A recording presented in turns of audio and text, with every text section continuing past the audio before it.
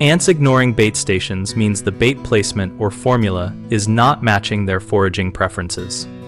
Start by observing ant activity for at least 30 minutes to identify precise trails and nest entrances, then place bait within 2 inches of those active trails so workers encounter it naturally. If the bait is dry or old, replace it and choose formulations based on the species you see. Sweet baits work for sugar feeders and protein or grease baits work for protein feeders. Remove competing food and water sources by wiping counters, storing food in sealed containers, and fixing leaks so the bait becomes the most attractive option. Use small amounts of bait to avoid colony satiation and change stations daily if you see no interest for 3 days in a row.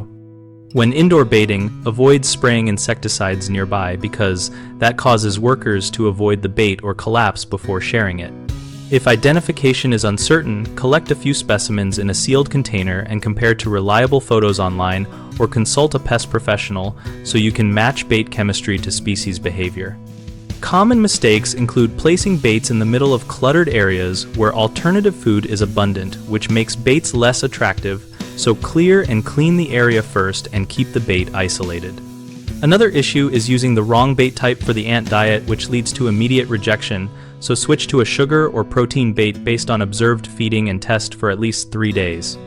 A third frequent problem is overusing insect spray around bait stations, which either repels ants or kills foragers before they return to the colony. So, stop residual sprays until you have successful bait pickup and only use non-repellent management if necessary. BigHomeProjects.com connects homeowners with local contractors and provides project planning resources so we help match needs to available pros.